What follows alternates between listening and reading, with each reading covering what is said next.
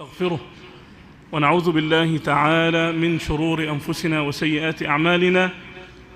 من يهده الله تعالى فلا مضل له ومن يضلل فلا هادي له، وأشهد أن لا إله إلا الله وحده لا شريك له، وأشهد أن محمدًا عبده ورسوله. اللهم صل على محمد وعلى آل محمد كما صليت على إبراهيم وعلى آل إبراهيم إنك حميد مجيد، وبارك على محمد وعلى آل محمد كما باركت على إبراهيم وعلى آل إبراهيم إنك حميد مجيد. إخواني الكرام، ما زال حديثنا موصولا مع سيرة وحياة سيد الكرام عليه الصلاة والسلام في دروس السيرة لتصحيح المسيرة على صاحبها أفضل الصلاة وأتم التسليم. وما زلنا نعيش بفضل الله عز وجل في ذكر بعض الأحداث العظام والآيات الجسام التي سبقت هجرة النبي محمد عليه الصلاة والسلام. وحديثنا إن شاء الله عز وجل ما زال موصولا مع هذه الرحلة الماتعة العجيبة الغريبة التي ذكرها الله عز وجل في قرآن يتلى إلى أن يشاء. سبحان الذي أسرى بعبده ليلا من المسجد الحرام إلى المسجد الأقصى الذي باركنا حوله. وذكر الله عز وجل كذلك الرحلة الثانية، أعني رحلة المعراج. ولقد رآه نزلة أخرى عند سدرة المنتهى عندها جنة المأوى. وذكرنا بعضا من الآيات والعبر والأصول التي ينبغي أن يعتقدها المسلم تجاه هذه الرحلة العظيمة. وتوقفنا عند بعض هذه المباحث وقلنا أن الإيمان بالإسراء والمعراج صار من عقيدة المسلم التي ينبغي أن يعتقدها. قال ابن قدامة المقدسي رحمة الله عليه: ويجب الإيمان بكل ما أخبر به النبي صلى الله عليه وسلم وصح به النقل عنه فيما شاهدناه أو غاب عنا، ونعلم أنه حق وصدق، وسواء في ذلك ما عقلناه وما جهلناه ولم نطلع على حقيقة معناه. قال: ومن أمثلة ذلك حادثة الإسراء والمعراج. تعرف لما مثلا مسألة المسح على الخفين، هذه مسألة أنت تدرسها في باب العقائد ولا في باب الفقه؟ الفقه. ومع ذلك لما ظهرت بعض الطوائف التي تنكر المسح على الخفين ذكرها أهل العلم في كتاب السنة. السنة هي هذا المصطلح عند المتقدمين. لما تقرأ كتاب السنة للإمام أحمد بن حنبل، أو السنة للإمام البربهاري، أو السنة لابن أبي عاصم، السنة دي معناها إيه؟ العقيدة. السنة معناها العقيدة. فلما ظهرت بعض الفرق ممن يتكلمون عن المسح والخفين وينكرونه ذكروه بعد ذلك يقولون: ومن عقيدتنا المسح على الخفين، على الرغم أنه في باب الفقه وليس في باب السنة أو العقيدة، إلا أنه لما ظهر من ينكر شيئا من سنة النبي عليه الصلاة والسلام دون بعد ذلك في كتاب الإيه؟ في كتب العقيدة. قال الإمام الطحاوي رحمة الله عليه: والمعراج حق، وقد أسري بالنبي صلى الله عليه وسلم وعرج بشخصه في اليقظة إلى السماء ثم إلى حيث شاء الله من العلا وأكرمه الله بما شاء. وقال الإمام الأجري: باب ما أكرم الله الكريم به نبينا صلى الله عليه وسلم من الإسراء والمعراج.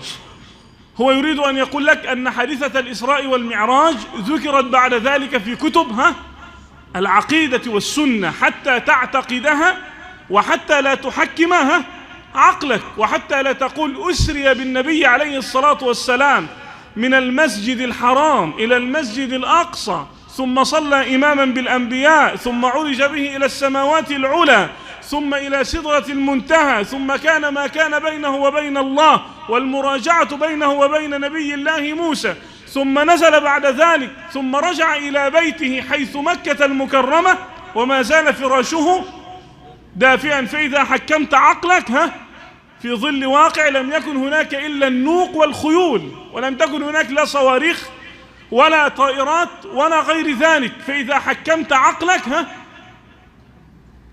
ضللت، لأن الله عز وجل هو الذي خلق العقل، وهو الذي أرسل له النقل اللي هو الشرع. النقل هو الشرع، والعقل مخلوق من مخلوقات الله. فالله عز وجل الذي أرسل النقل الشرع والوحي عن طريق الأنبياء، والذي خلق العقل. فالله لا يرسل للعقل ما يضره، وإنما يرسل له ما يصلحه. لذلك قال الله: وما آتاكم الرسول فخذوه، دون أن تنظر يمنة إن صح فقل سمعنا وأطعنا. كذلك هل تعدد الإسراء؟ يعني هل كان هناك إسراء غير الإسراء المعروف، أو أن رحلة الإسراء كانت للنبي عليه الصلاة والسلام أكثر من مرة؟ كل هذا كلام تقرأ عنه وتعيه، ولم يعد هناك شيء لا ينبغي أن يدرس ولا أن يفهم ولا أن يعلم. فإننا نرى الآن على شاشات الفضائيات أناس يخرجون ويتكلمون في أمور كثيرة، ويدخلون في كتب أهل العلم ويستخرجون لنا بعضا من الثغرات، يظنون أن هذا الكلام لم يذكر إلا في هذه الآونة، علما بأنها شبهات كانت في أيام الدهر ورد عليها من أهل العلم الكبار، ثم دفنت، فجاءوا فنقبوا ثم أخرجوها ثم أظهروها في زمن الجهل، ولا حول ولا قوة إلا بالله. قال الإمام ابن القيم رحمه الله تعالى: وكان الإسراء مرة واحدة، وقيل مرتين، مرة في اليقظة ومرة في المنام. ابن القيم بيقول قيل كان مرتين، مرة في اليقظة ومرة فين؟ في المنام. وأرباب هذا القول كأنهم أرادوا أن يجمعوا بين حديث شريك وغيره. احنا عندنا قلنا روايات كثيرة لحديث الإسراء والمعراج، ونحن ذكرناها هنا في المجلس الأول رواية من؟ مالك ابن صعصعة، وقلنا أنه ليس له في كتب السنة إلا هذا الحديث، لذلك ذكرناه. في بعض الروايات اسمها رواية شريك، رواية شريك يرويها عن أنس بن مالك. رواية شريك حتى وإن كانت مخرجة في صحيح البخاري إلا أن فيها بعض الأغلاط وبعض الأخلاط، لأن شريك وهو يروي هذه الرواية قال، يروي عن النبي في حديث أنس قال: ثم استيقظت. فلما بيقول ثم استيقظت بان ذلك للمستمع أن النبي كان يرى الإسراء فين؟ في المنام. فقالوا إذن رآه مرة في اليقظة ومرة فين؟ في المنام، بسبب رواية شريك هذه. وكذلك في رواية شريك: وذلك قبل أن يوحى إليه. وطبعا الإسراء والمعراج حدث للنبي بعد بعثته عليه الصلاة والسلام. فابن القيم بيقول كل الناس اللي بيقولوا إن الإسراء والمعراج تعدد مرتين في اليقظة وفي المنام، وفي ناس قالوا لا قبل الوحي وبعد الوحي، لم يستندوا على شيء إلا على رواية من؟ شريك هذه، لأن شريك قال ثم استيقظت، فكأنه يرى أن النبي عليه الصلاة والسلام رأى الإسراء والمعراج في حال المنام، أو ثم وذلك قبل أن يوحى إلي، فظن أنها وقعت للنبي عليه الصلاة والسلام قبل البعثة، ثم كانت للنبي بعد البعثة، على حسب ما قال الله في سورة الإسراء وفي سورة والنجم إذا هوى. ابن القيم بقى قال: وكل هذا خبط، يعني لغط وخطأ، وهذه طريقة ضعفاء الظاهرية من أرباب النقل، الذين إذا رأوا في القصة لفظة تخالف سياق بعض الروايات جعلوها مرة أخرى. ابن القيم قال كلام طيب أنا أذكره يعني إجمالا.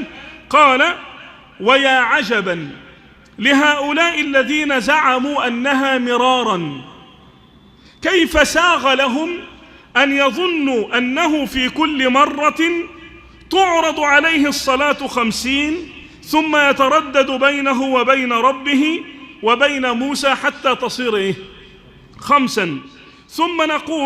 ثم يقول الله: أمضيت فريضتي وخففت على عبادي، ثم يعيدها في المرة الثانية إلى 50، ثم يحطها 10 إلى أن تبلغ 5. وعلى هذا نقول: إنما عليه جمهور السلف وما تعضده يعني تقويه الأدلة أن الإسراء والمعراج كان مرة واحدة في اليقظة بجسد النبي عليه الصلاة والسلام وروحه عليه الصلاة والسلام. لكن هنا سؤال ثاني: هل كان إسراء النبي عليه الصلاة والسلام ومعراجه، الإسراء والمعراج كم رحلة؟ رحلتان، من المسجد الحرام إلى المسجد الأقصى يقال لها رحلة الإسراء، ومن المسجد الأقصى إلى حيث أكرمه الله يقال لها رحلة المعراج. فبعض أهل العلم قال: لا، كانت الإسراء في ليلة والمعراج في ليلة في ليلة أخرى.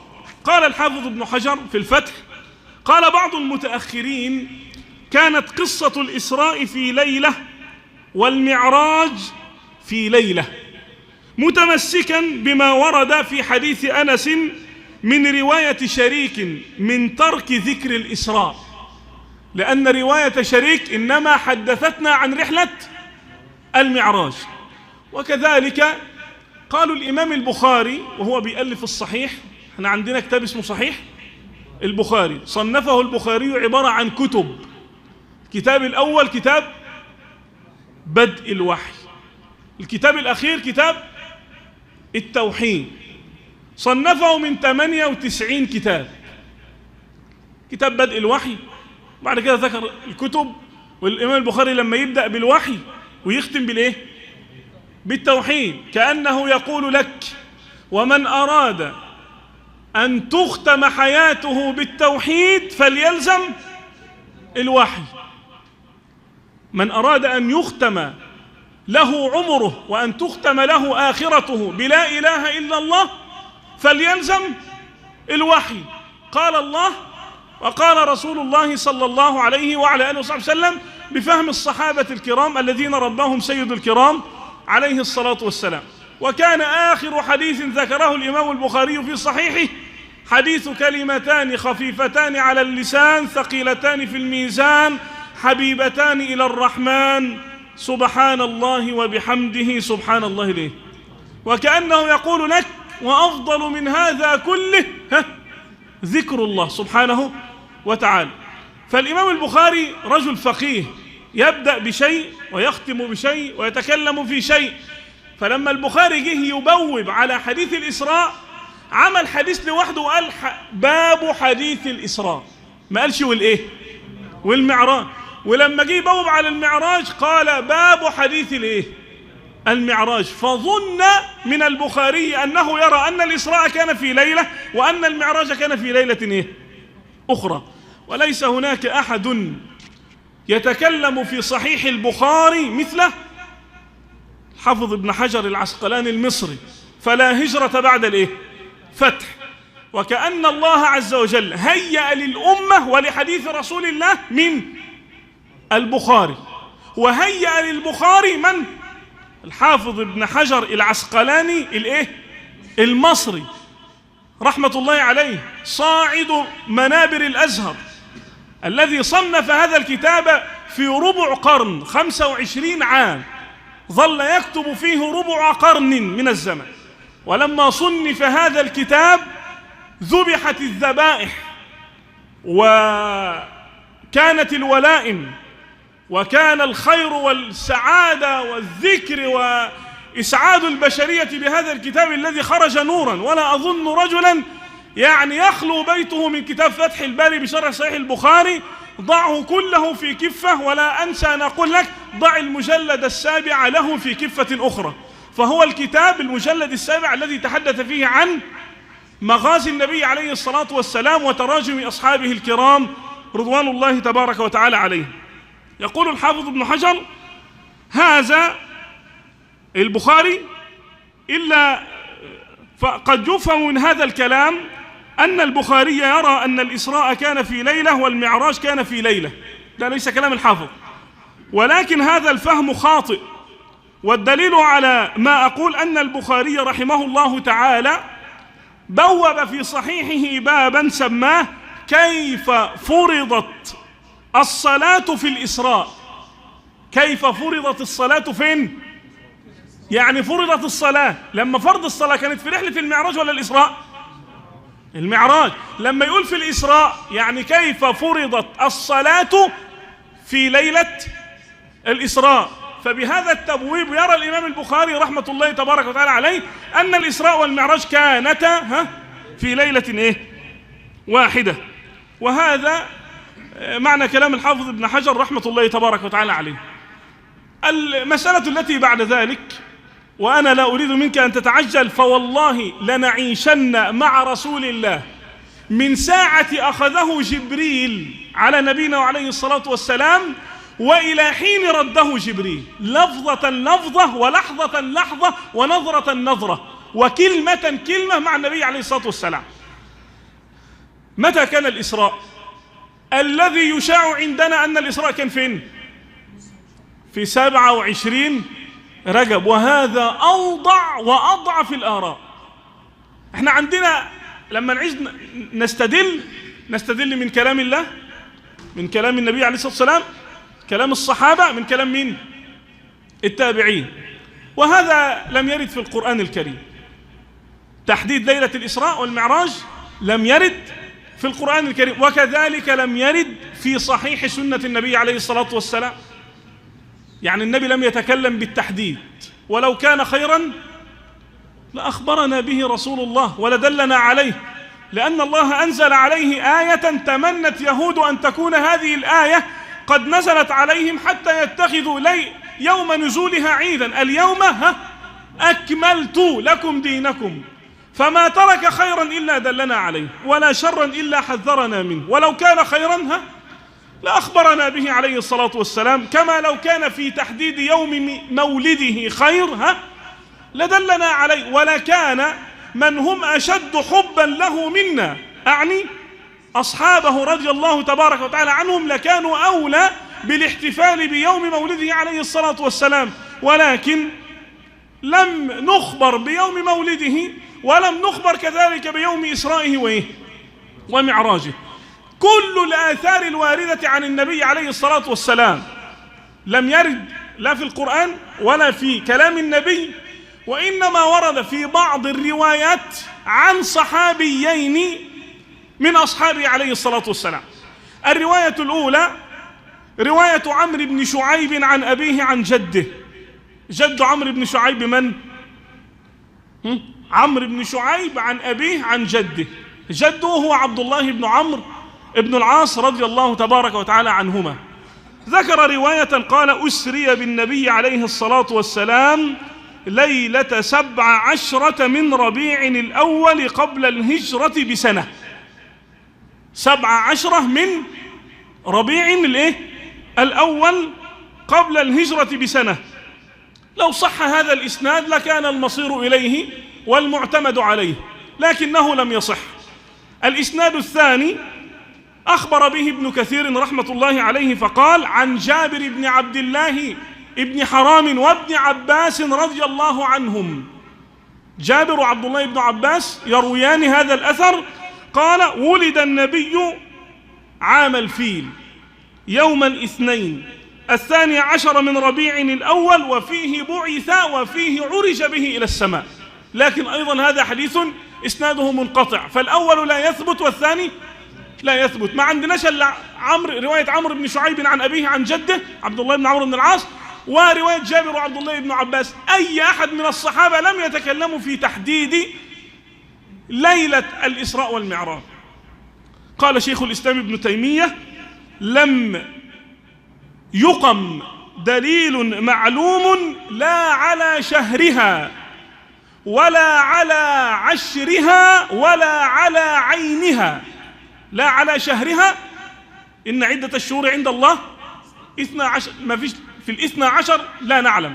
ولا على عشرها، يعني هي في العشر الأوائل ولا الأوسط ولا الأواخر. ولا على عينها، يعني متى كانت بالضبط. بل القول في ذلك، الأقوال في ذلك منقطعة مختلفة ليس فيها ما يقطع به. صلوا على النبي عليه الصلاة والسلام. قصة الإسراء، من أين بدأت هذه الرحلة العظيمة الماتعة التي فيها ما يبهر العقل وما يغذي الروح، التي فيها رؤية النبي عليه الصلاة والسلام لجبريل على صورته، لسدرة المنتهى، للملائكة. إنه يرى في هذه الرحلة حق اليقين عليه الصلاة والسلام. أسري بالنبي عليه الصلاة والسلام من مكة المكرمة، لا حرمنا الله وإياكم من الذهاب إليها في كل عام مرات ومرات، قلوا آمين.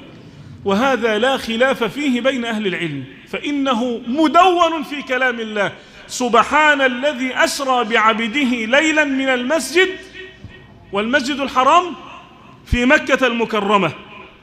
طيب فين في مكة؟ أحاديث وروايات. الرواية الأولى حديث أبي ذر قال: فرج عن سقف بيتي وأنا بمكة. فرج عن سقف بيتي، السقف اتفتح ونزل جبريل خد مين؟ النبي عليه الصلاة والسلام. فرج عن سقف بيتي وأنا بمكة. الرواية الثانية في حديث مالك بن صعصعة: بينما أنا في الحطيم، وربما قال في الحجر، مضطجعا إذ أتاني آت. الرواية الثانية بتقول إنه فين؟ في الحجر. الرواية الثانية رواية أنس بن مالك، وهي من رواية شريك، قال: جاء 3 نفر قبل أن يوحى إليه وهو في المسجد الحرام. يبقى رواية بتقول في بيتي، ورواية بتقول في الحجر، ورواية بتقول في المسجد الحرام. رواية الواقدي بتقول أسري به من شعب أبي طالب. الرواية الخامسة رواية أم هانئ قال ما أسري، أو قالت ما أسري بالنبي عليه الصلاة والسلام إلا وهو في بيتي نائم عندي. كم رواية؟ 5 روايات. ننظر إلى الضعيف نطرحه، وإلى الصحيح نثبته. طبعا الحافظ ابن حجر عندما تقرأ، الحافظ ابن حجر يجمع بين كل الآراء، لأن أهل العلم يقولون الجمع أولى. الجمع أولى، لكن هذا الكلام لا يسلم به دائما. الجمع أولى إن صح الدليل، إن صحت الأدلة نقول نجمع. لكن إن كان هناك حديث ضعيف وآخر صحيح، لا نجمع بين الصحيح والضعيف، وإنما نرد الضعيف ونقبل الصحيح. صلوا على النبي عليه الصلاة والسلام. طبعا الحافظ ابن حجر له كلام في الفتح ماتع في الجمع بين هذه الروايات ال5، لكن الروايات هذه ال5، رواية الواقدي لا تثبت، ورواية أم هانئ لا تثبت، ضعيفة، ورواية شريك هذه من الأخلاط التي تحدثنا عنها، ولم نخلص إلا بروايتين. الرواية الأولى التي فيها حديث أبي ذر أن النبي عليه الصلاة والسلام قال: فرج عن سقف بيتي وأنا فين؟ بمكة، وأنا بمكة. الرواية الثانية رواية مالك بن صعصعة قال: بينما أنا في الحطيم، وربما قال فين؟ في الحجر. فأهل العلم يقولون يصفو لنا من هذه الأقوال ال5 كم؟ روايتين. الرواية الثانية رواية مالك بن صعصعة، ورواية أبي ذر جندب ابن جنادة رضي الله تبارك وتعالى عنه. ويمكن الجمع بينهما بسهولة، فنقول: نزل جبريل، اسمع، على النبي عليه الصلاة والسلام في بيته فأخرجه إلى الحطيم، يعني الحجر. يبقى النبي عليه الصلاة والسلام قاعد في البيت، فرج عن سقف بيته، نزل جبريل، أخذ جبريل رسول الله وراحوا فين؟ الحجر، وذهب إلى الحجر، حيث شق صدر النبي عليه الصلاة والسلام هناك، ثم بدأت بعد ذلك الرحلة. يبقى يصفو لك أن جبريل نزل على النبي عليه الصلاة والسلام بعدما فرج عن سقف بيته صلى الله عليه وسلم، أخذ جبريل رسول الله صلى الله عليه وسلم ثم خرج به من بيته متجها إلى الحجر، وهناك شق صدر النبي صلى الله عليه وعلى آله وصحبه وسلم. وحادثة شق صدر النبي مذكورة في أصح الكتب بعد كتاب الله في صحيح البخاري. واختلف أهل العلم كم مرة شق صدر النبي صلى الله عليه وعلى آله وصحبه وسلم. في روايات منها لا يخلو من ضعف، ومنها كالمسمار في الساج صحيحة مذكورة في أصح كتب بعد كتاب الله. يذكرون قبل أن يوحى إليه وكذا، كل هذه آثار وأحاديث لا تثبت. إنما الصحيح أن النبي عليه الصلاة والسلام شق صدره في كل حياته كم مرة؟ مرتين. المرة الأولى عندما كان يرضع عند ظئره، يعني حليمة السعدية. والمرة الثانية قبل رحلة الإسراء والمعراج. رحلة الأولى التي شق فيها صدر النبي عليه الصلاة والسلام في حديث أنس بن مالك رضي الله عنه قال: إن النبي عليه الصلاة والسلام أتاه جبريل وهو يلعب مع الغلمان، فأخذه صرعه يعني أنامه على ظهره، فشق عن قلبه، فتح، فاستخرج القلب، فاستخرج منه علقة قطعة دموية متماسكة معلقة، فقال: هذا حظ الشيطان منك. ثم غسله في طست من ذهب بماء زمزم، لا حرمنا الله وإياكم من الشرب من زمزم. ثم لأمه يعني ضم بعضه إلى بعض، ثم أعاده في مكانه، وجاء الغلمان يسعون إلى أمه، يعني ظئرة. الظئر اللي هي المرضعة. المرأة إن أرضعت غير ولدها يقال لها ظئر، وزوجها كذلك يقال له ظئر. فقالوا: إن محمدا قد قتل، فاستقبلوه وهو منتقع اللون، يعني متغير اللون. الذي يروي هذا الحديث هو أنس بن مالك، يقول أنس: فكنت أرى أثر هذا المخيط في جسده عليه الصلاة والسلام. كل ده والنبي شايف عليه الصلاة والسلام. المرة الثانية في حديث، هذا هو الشق الأول للنبي صلى الله عليه وعلى آله وصحبه وسلم. قال: المرة الثانية في حديث أبي ذر أن النبي عليه الصلاة والسلام فرج عن سقف بيتي وأنا بمكة، فنزل جبريل ففرج صدري، يعني فتحه، ثم غسله بماء زمزم، ثم جاء بطست من ذهب. هو يجوز استخدام آنية الذهب والفضة؟ النبي عليه الصلاة والسلام يقول: لا تشربوا في آنية الذهب والفضة ولا تأكلوا في صحافها فإنها لهم في الدنيا ولنا فين. ومع ذلك استعملها من؟ جبريل، تعلم الآن. ثم جاء بطست من ذهب ممتلئ حكمة وإيمانا. الحكمة والإيمان ده شيء معنوي ولا محسوس؟ معنوي، لكنه عبر عنه هنا بأنه شيء محسوس. قال: ممتلئ حكمة وإيمانا، فأفرغه في صدري ثم أطبقه مثل لأمة. شق صدره عليه الصلاة والسلام وهو إيه؟ يرى بإيه؟ بعينيه عليه الصلاة والسلام.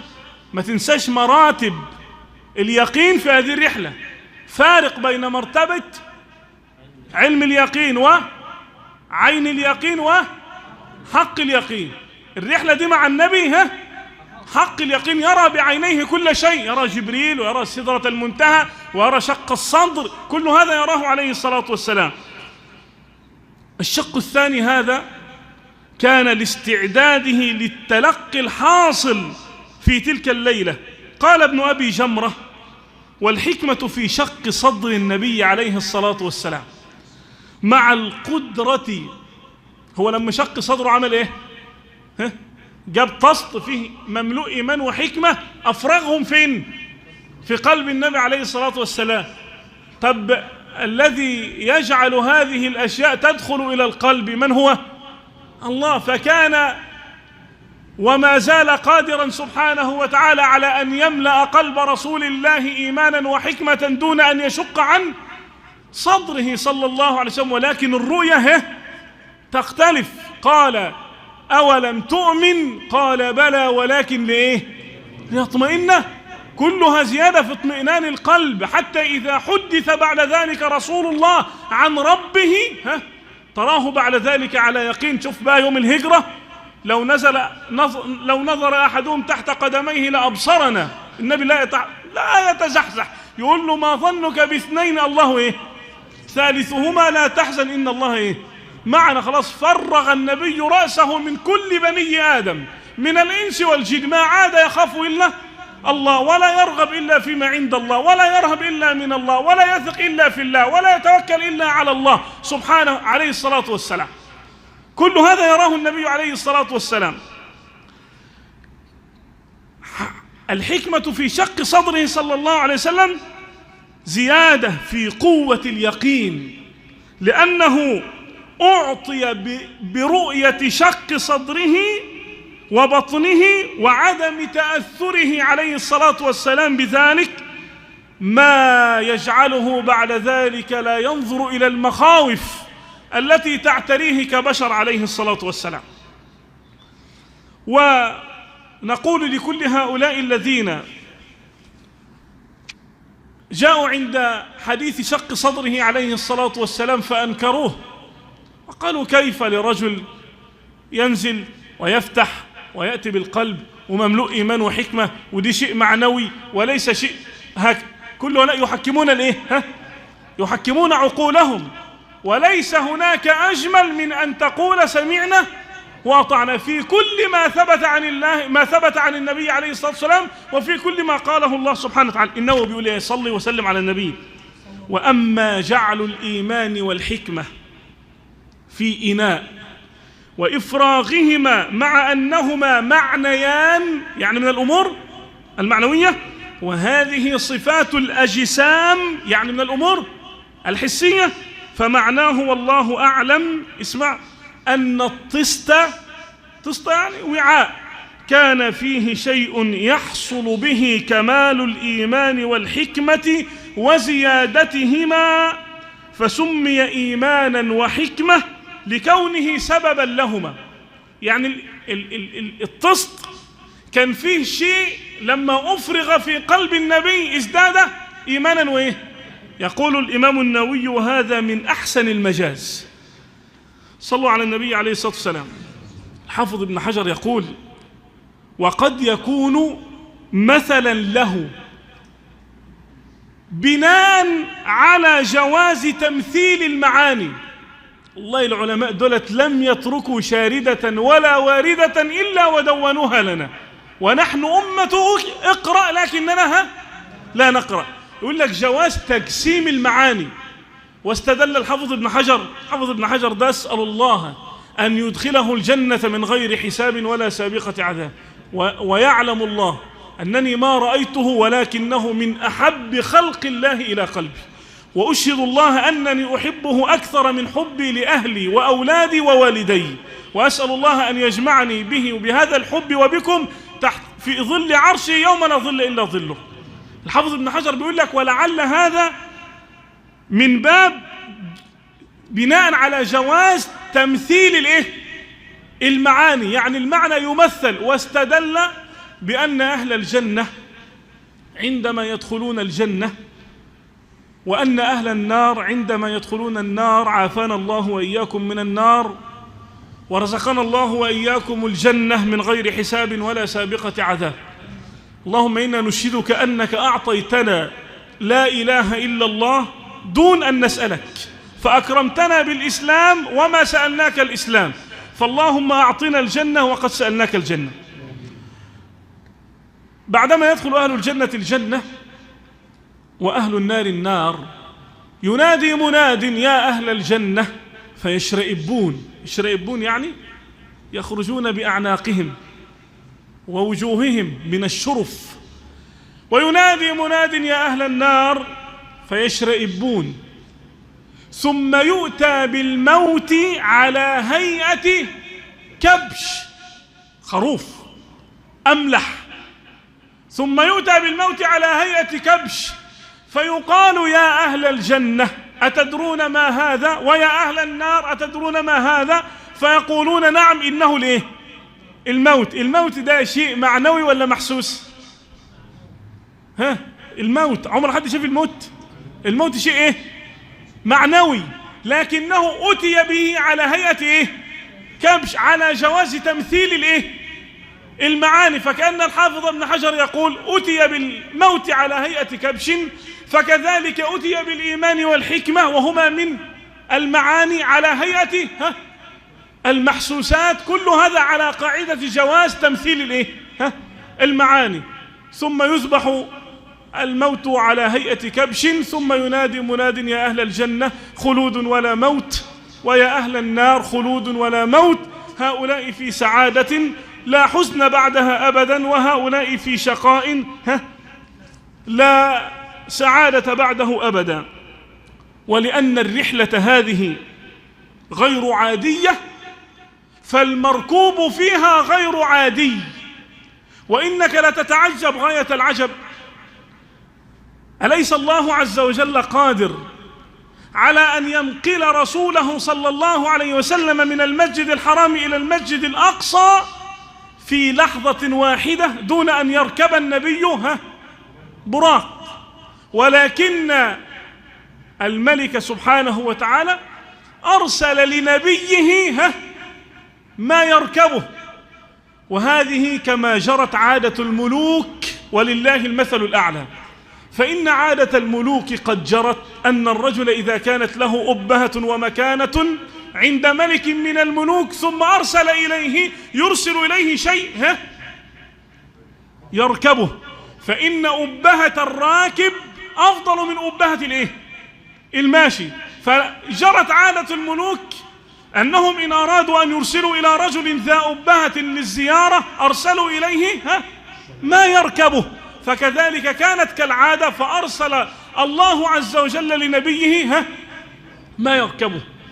ولما كانت الرحلة غير عادية كان المركوب غير عادي. أتي بالبراق في بعض الروايات التي ذكرها الحافظ في الفتح، واحتاج إلى أن أراجع صحتها من حسنها من ضعفها، أن النبي عليه الصلاة والسلام لما هم أن يركب البراق انتفض البراق، يعني زمزأ، تحرك ولم يقف ثابتا في مكانه. فنظر جبريل إليه وقال أي براق، يعني يا براق تفعل ذلك برسول الله؟ فوالله ما ركبك أحد أفضل عند الله من محمد. هو ده النبي عليه الصلاة والسلام، عندما تقرأ عنه لا يمكن أن تقدم أحدا في قلبك عليه. عندما تقرأ عنه وتعيش حياته بصدق لا يمكن أن تتشبه إلا به، لأنه يحقر في عينك كل أحد من بني آدم أن يوضع في مرتبة مساوية لمن؟ للنبي عليه الصلاة والسلام. حتى إنك بعد فترة من الحياة تطلق كل الكلام وكل الشعر وكل النثر وكل الفصاحة إلا في ذكره ومدحه ووصفه عليه الصلاة والسلام. هو ده النبي عليه الصلاة والسلام في كليمات تعد بين أمين وحي السماء جبريل وبين البراق، تفعل ذلك برسول الله. والله ما ركبك أحد أفضل عند الله من محمد عليه الصلاة والسلام. ما هو هذا البراق؟ وما هي صفة شكله؟ وما هي صفة سرعته؟